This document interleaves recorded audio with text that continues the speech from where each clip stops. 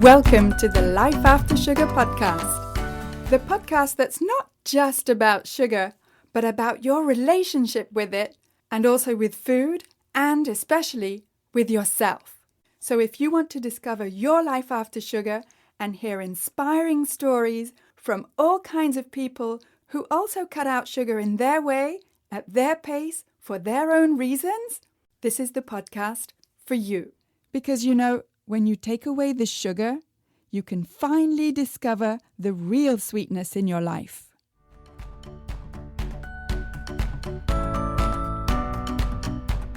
I'm your host, Netta Gorman, and today I'm chatting with Meghan Jones, who's a holistic health coach and certified personal trainer. She's had her own journey in her life after sugar, and we talk about all things sugar and also gut health. Just before we begin our chat, I'd like to tell you that on my website, you can download your simple guide to getting more energy with less sugar. Go to aftersugarclub.com and download your free guide. You can also find all of the podcast episodes there at aftersugarclub.com/podcast. And while you're on that page, you can also download my 5 tips to help you with cravings. And when you do, you'll get more tips in your email inbox. And if you're wondering what a sugar-free person eats, then follow my Instagram account to see pictures of my meals at My Life After Sugar. You can also like my Facebook page, Life After Sugar. All right, let's get going with today's episode with Meghan Jones. I'm an example that it's possible to live happily free from sugar, but I want to bring in other people's stories because I'm not alone. There's millions of us. Yeah, exactly. So and I called it Life After Sugar because not just the podcast, but the website, because I find there's a before and an after. Always. And rather than without sugar, which sounds a bit negative to me. I agree. So I'm interested in knowing and having you talk about your life before and then after in relation to sugar. Is that okay? Yeah, it's great. All right. Can you tell me about your life before then? So my life before then was definitely, I was, a normal working person, but also really interested in health and exercise. But I would control calories, or I would try to be healthy in ways that was unhealthy. And a lot of the unhealthy would lead me to the hidden sugars. Right. If that makes sense. Because you look at especially in the States, as you know, the packaging can be very misleading.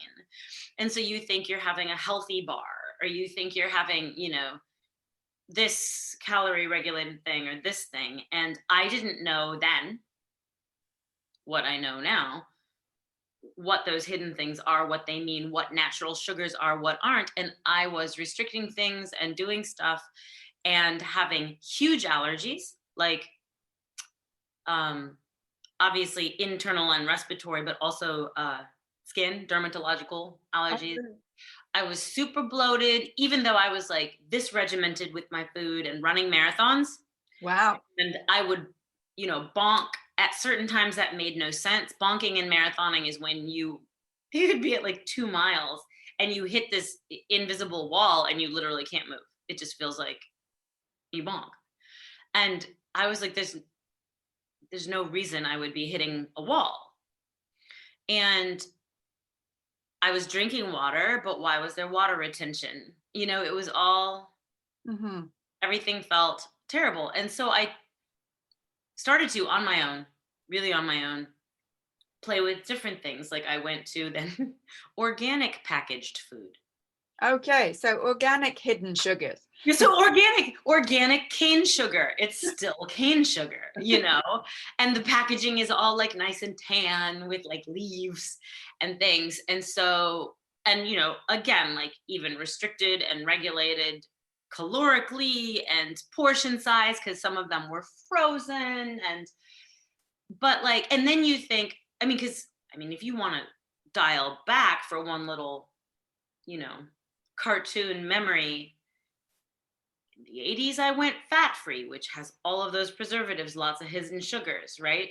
In Right. the 90s, early 2000s, I helped my ex lose 60 pounds on South Beach, which is also all of the processed things with hidden sugars. And, so then I come back to what I'm sharing. And so then I started to play with food combining. What I is that? learned about it's I don't know if it's originally from France, but I learned about it from a person who had learned about it in France. And it is sort of like enzyme based, Okay. and it's considered alternative medicine in the States because it's, not substantiated by whatever. But like it is literally like meat and vegetables can be digested together. Vegetables and starches can be. Meat and starch cannot be. So, meat and potatoes, peanut butter and bread, cereal and milk, everything that is standard, you know, on the food combining says that doesn't work.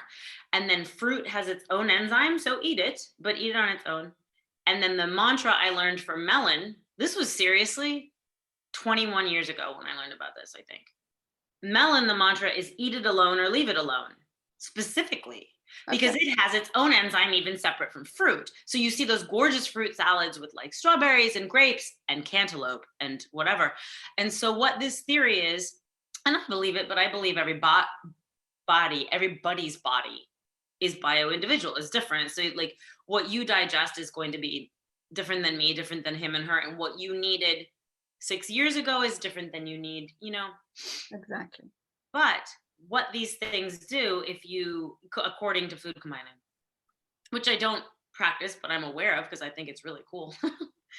um, if you eat these things in an uncomfortable combination, stuff ferments in your belly. And then you end up with bloating and water retention and acid reflux and all of these things, right? So I played with that for a while, and I just played with more things. And slowly, slowly, slowly, I came to like what would be completely digestible. Like, okay, I learned about sprouted brown rice and sprouted seed bread. And I learned about the natural sugars, like that Mother Earth gave us, Mother Nature, right? So the natural sugars now that I bake with are raw honey or pure maple syrup or monk fruit or whatever. And I learned about the anti-inflammatory oils and the inflammatory oils. Like I dug and I dug and I was like, if I'm being this health conscious, why do I feel like crap? Okay. So you had the you had the information, but you still felt like crap, as you say. You didn't feel any better? I started to feel slightly better, but not really. And I talked to my allergist about this, and she's cool because she's a researcher and you know, she's phenomenal. And I mean, I was having trouble breathing, and I'm a marathoner. I was having trouble like with perioral dermatitis. I learned that that's what it's called, but it was like these little bumps that were on my mouth, and they were like pin-sized, super itchy awfulness. Oh, Terrible. I was having to use cortisone cream on my forehead every day. I was taking allergy pills. I get allergy shots.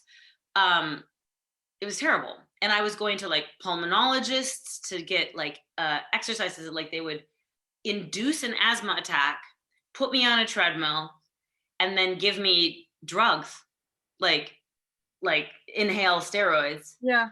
to take the asthma attacks down, and it wasn't working. And these pulmonologists were like, I don't know, you're an anomaly to me. And they're like high-end doctors. I had an endoscopy. I went to many ENT people. I've been on like all of the inhaling steroids, the nose ones that are like approved in the States. It was not fun. I can imagine. And then I started to work with, I mean, I've been working with this shaman for like 10 years, but just spiritually and internally. And she started to say, well, do you sense some foods to pull out? Like just to pull them out completely for a few weeks, because I was thinking, well, I'm already plant-based and I'm already this and that. Like, I'll just go further, So I pulled out very, very consciously lots of things. And it's going to be different for everybody, right? I pulled out corn, and I can eat popcorn like a large man. I can just go into popcorn. And it doesn't affect your digestion? Well, clearly it did because I don't eat it anymore. I pulled out Uh-huh. all corn, I pulled out all dairy, I pulled out certain nuts and things. I pulled them out, and I added probiotics, but very high end. I researched them on my own. You mean, do you mean probiotic capsules or foods? Mhm. Both. Okay. And specifically prebiotic foods, the ones that, like, feed the microbiome. Like, now I'm versed in it because I decided to learn about it. But like, I was just looking this stuff up because I'm like, I need to feel better. And I'm not an anomaly.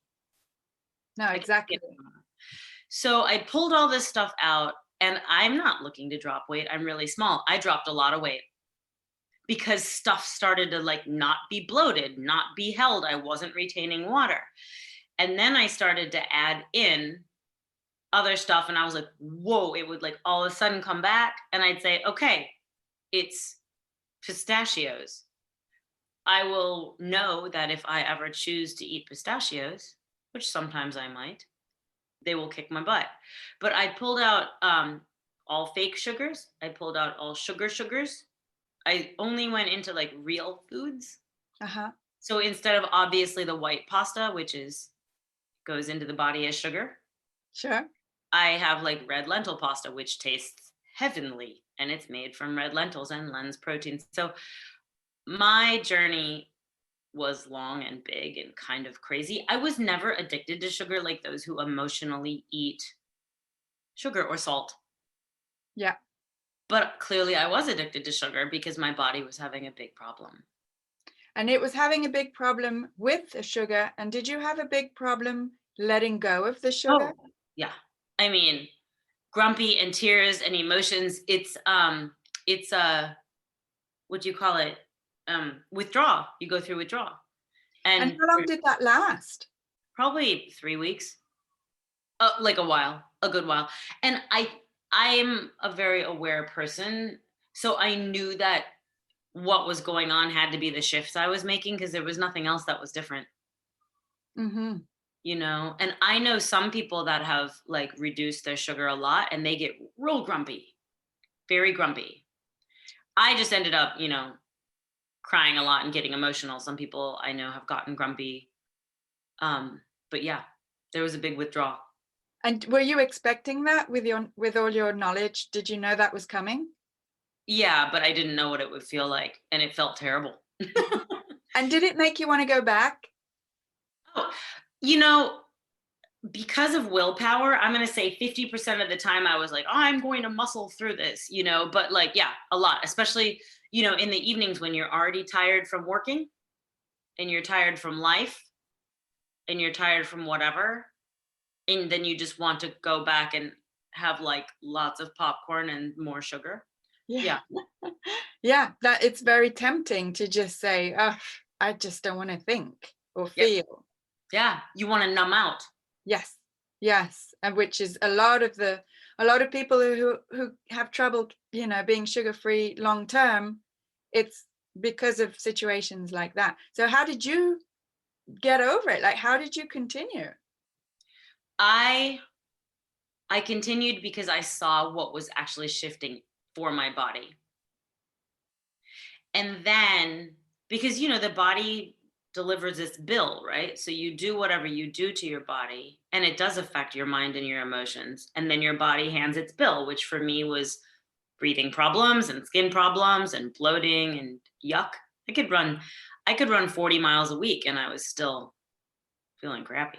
Yeah. Um, and I stuck with it because I could see my skin improve. I felt my skin improving. I felt my breathing improving. And I'm an anomaly to 7 ENTs and a high-end pulmonologist and my allergist, and my breathing was improving. So I stuck with it because of that. And at any point, did any of these specialists ask you, what are you eating? Or more specifically, how much sugar are you eating? Nope. Hmm. None of them. Hmm.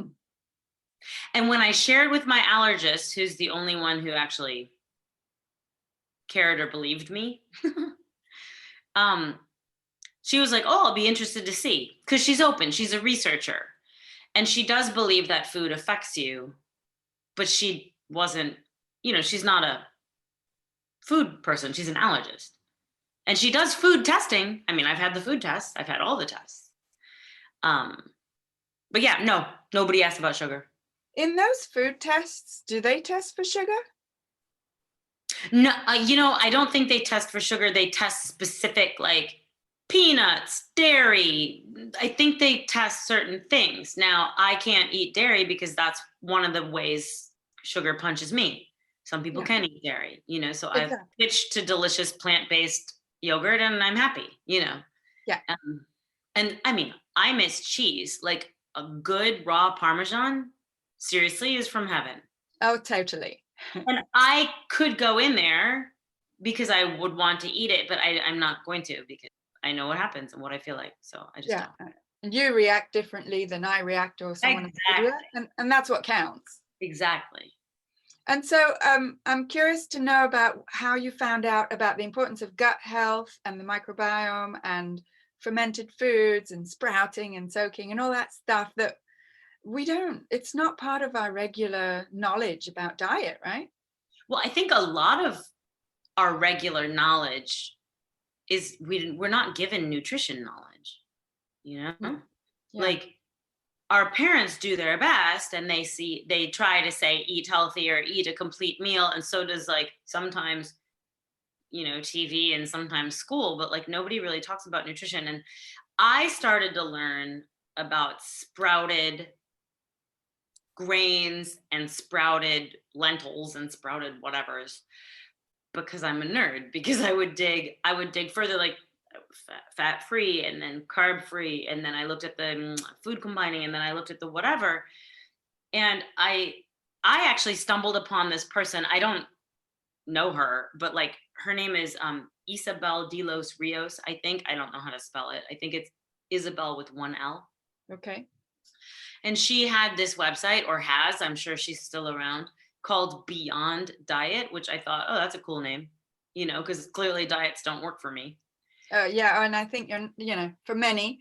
For many. And she was just talking about what is completely digestible, and so I followed some of her stuff for a while and tried some of her stuff. And in a lot of her stuff, she was mentioning sprouted bread, sprouted rice, sprouted. And I was like, okay, what is this? So I started to do that. It was then, it followed with the microbiome and it followed with that stuff. And then literally just a year ago, I enrolled in nutrition school, health coaching school, and so many weekly modules were speaking about, how we are basically more microbiome than human cells.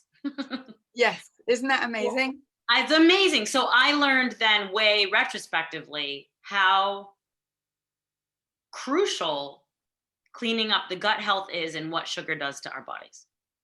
Yes. Well, I mean, as I was saying before, all the experts that you'd gone to see, I would say have no idea about that. Nope. And it's like, that if you're an expert in one thing, in the allergies, then you don't know. It's not that you're not an expert in nutrition, but you don't actually, in my experience, they don't actually seem to know anything much about anything else but what they're experts in. So we as consumers and kind of regular people have to be our own advocates, our own experts. 100% for everything. And my allergies are not your allergies. And so we're not going to fit in a box. And you react to sugar and I react to sugar, but what we react to is different, or how we react is different. And what we need to clear out is sugar. Exactly. It's like, yes, we're all totally bio-individual.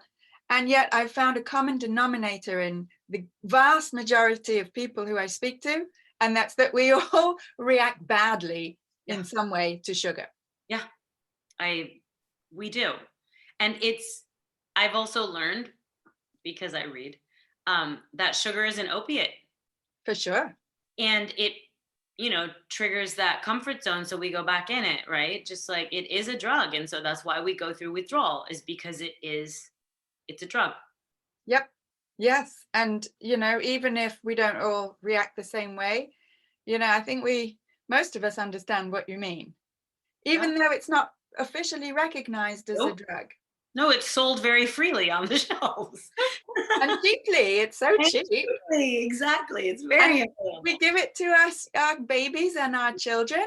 We do. I mean, I don't think I ever did that with real drugs. Did you? No, no, no. And the sad thing is, we don't mean to, but that, like you said, like even the most educated medical people, whether they're super in their niche of allergies or what have you, even they are not, like, in medical school, they have like a brief overview of nutrition, but it's probably archaic. Yeah, it seems that way. It seems like the way, and it seems worldwide to be that way. And yet you found that information when you went to school, but in which field did you find all this amazing Um, information? Health coaching and integrative nutrition. And integrative nutrition is holistic. So it looks at mental, physical, spiritual, emotional, it's all facets of us, which is nutrition. And Yeah. so the microbiome and everything was in there because it really does. Like if you eat, I eat tons of sugar, even if it's hidden and we're trying to be healthy, it affects our microbiome, which affects our emotions and our productivity at work and our relationships and our affects everything. Our marathon times. you Yes, know, absolutely. That's what I found too. And do you make your own fermented foods and drinks? I have a new book called Fermented and I'm going to play with it. So I do, and I'm playing with it, but I'm new. I'm new. It's so much fun and Yeah. it's cheap. It's Yeah. very cheap. I make kombucha and I make kefir and milk kefir and mesophilic yogurt and sauerkraut and kimchi and all the I fermented can't wait. vegetables. Kimchi is number one on my list. Yep. It's delicious. It's a big hit at our Yeah. house. I can't wait. Yeah. I do have it's a big, huge book and it's just called Fermented. So I'm very excited about it. So cool, so cool. Because it's real foods. It's Yeah. and way cheaper than those capsules. Yep. So yeah, fantastic. Wow. And so tell me, just explain a little bit how you feel now Oh, after this change in your yeah. diet. I feel at my ideal weight. And I've never been a big person. I've never been a big person. I've never been, but you can be like small and plant based and really unhealthy. And I Sure. was. I was small and plant based and really unhealthy. So I feel mentally a lot less fuzzy. Mm-hmm. I mean, I feel mentally clearer, but what I was feeling was staticky or fuzzy. Okay. Uh-huh. And I definitely feel more emotionally balanced, and I'm an emotional person. And so now I know when something comes up, I need to ask myself, what's the matter? It's not a constant emotional state. Right. I feel like this sounds crazy to people who haven't experienced it, but like I feel like my relationships are more on purpose and more clear also, and I'm also interacting with more and being with the right people. I'm not holding myself in bad places because I'm not fuzzy and I'm not overly emotional. I'm clear, so my relationships are clear. And I also feel like my muscles are more defined. I mean, if you want to just get straight up physically, like this is, deep talk, but my toilet time is wonderful and efficient. Oh yeah, I get that. There are no taboos here. No, exactly. I mean, the elimination process is easier. My skin is done. Good. Great. Everything. I mean, it really affected every single layer, everything. Amazing. Amazing. And all that, you wouldn't imagine that sugar had anything to do with these things. The experts don't tell you, they probably don't imagine. And here you are, like your whole life has changed. Changed completely. And Amazing. the main thing that I'm going to say might be the medically biggest, but not for me, but just in general, is that breathing thing is gone. My breathing thing that they couldn't describe. And it felt like I'm very short, but it felt like a racquetball sized thing that I couldn't get out ever. And it was always there, and I would cough the whole time I exercised. I would cough every time I lied down to go to bed. It's gone. It's completely gone. Amazing. It's amazing. And neither of us are experts No. in medical or nutrition fields, whatever. And yet we found the information ourselves. Yep. We applied it and we're living the benefits. It worked. I mean, for me, that is power. That is empowering. We have to be our own advocates. And my advocacy took me, I mean, I'm also a very tenacious person. So I went doctor to doctor. I'm like, this does not exist in me. It's not, because one of them was like, let's talk about coping. That's the first doctor I talked to with my breathing thing. Let's talk about coping. And I literally said, thank you so much, and left his office because I was like, oh, no, not No. the coping. And I remember his name and exactly where he is. And, like I'm not going to cope. But yeah, we have to be our own advocate. And I took it further than to start learning more and like going to get certified in it, but you don't have to. Yeah, I think that's what is inspiring about your story as well, and your approach is that, anyone can read. We all learn to read, and the information is out there. Yeah.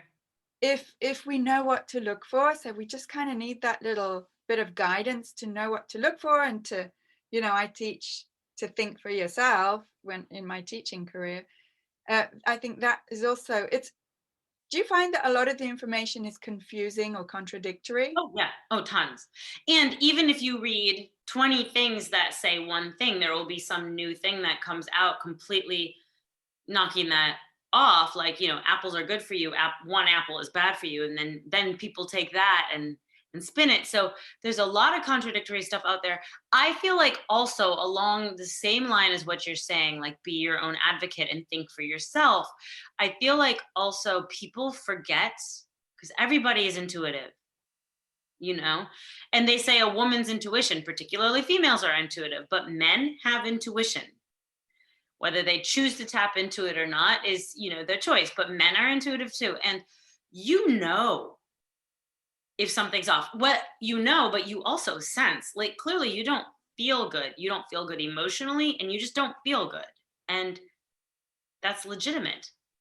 So Yes, if you don't feel good, figure it out. yeah, and I think we need, a little bit more practice, especially women and mothers, in putting our well-being at the top of our list of priorities, Yeah. and to stop feeling selfish because we're looking to feel good. Well, and what is the root cause there? Because we're looking to feel good, right? So we give too much. And then after we've given too much, we're even further depleted. And sometimes some people then go into the sugar or the emotional eating on what are we trying to fill, right? There's a root cause. We're trying to fill emotions or a need, or maybe maybe you need water, maybe you need cuddles, maybe you need a nap, but right, so there's root causes of why we go into sugar, Right. and then we're addicted to it. Yes, because once you take that away, you're taking away your security blanket, Right. and then you really have to deal with what's going on. Then you have to look harder, and it becomes harder to look. Yes, it's scary and it's hard. And then you go through withdrawal. But then when you come out the other side of that, as you said, for you it was 3 weeks, for me it was 1. It seems long when you're in it, but on the grand scale of things, it's not actually that long. Nope. And then once you're through the other side, then you've got that clarity in your brain and being able to actually start thinking about, well, what is this actually about? What is it actually about? And then you can start, my eating repertoire, my food repertoire is like nonstop expanding.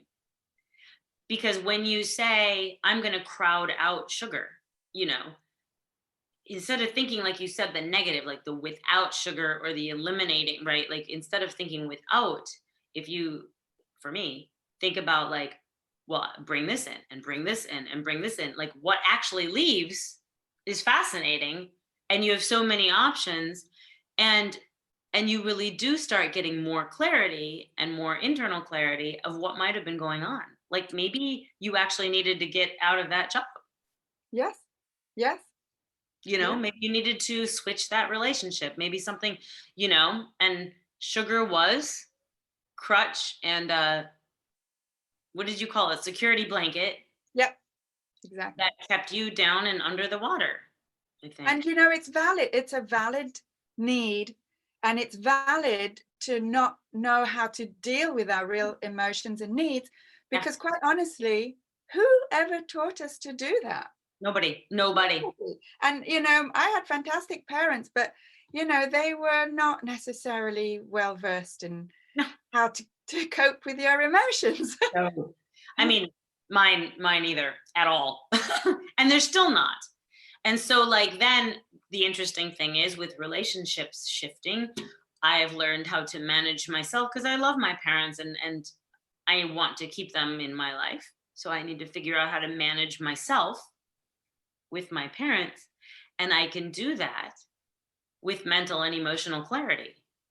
Exactly. Yes, exactly. And so it's just amazing to me still, after all these years of being free from sugar, just how much of a ripple effect it has. It's huge. Amazing. It's everything. I really think it's everything. Yes. And your story is inspiring because, we can see that you've been through a whole kind of development and pathway, and here you are. And the bottom line is you feel great. I feel great. And I mean, as we both know, and people do know if they, read or listen to whatever, sugar, it causes heart disease, it causes cancer, it causes all the things, not just diabetes and not just overweight, but overweight also causes heart disease and cancer. Like it's all related, and it's all related to eating clean whole foods and drinking water and not ingesting. It's the hidden ingredients that are scary, but we can do it. You can do it. It's shocking what it shifts. And now I would love to live a long life because I'm happy. Right. Fantastic. That's so great to hear. Yes. Well, thank you so much for talking to me. Thank you. I appreciate this. And I look forward to like listening to your podcast, watching your website. I look forward to seeing you explode. Thank you. Thank you so much. Yes, absolutely. Bye. Speak to you soon. Bye. So great to speak to Meghan, and you can find her on her website wellnessonpurpose.org. And to find out more about how important gut health and fermented foods are for your own digestive health and general health, head on over to my website aftersugarclub.com and click on the tab What to Eat. If you're enjoying this podcast and you found this episode helpful, scroll down and leave me a review and let me know how it's helping you. Thank you for listening. That's it for this week. Keep in touch and see you soon for another episode.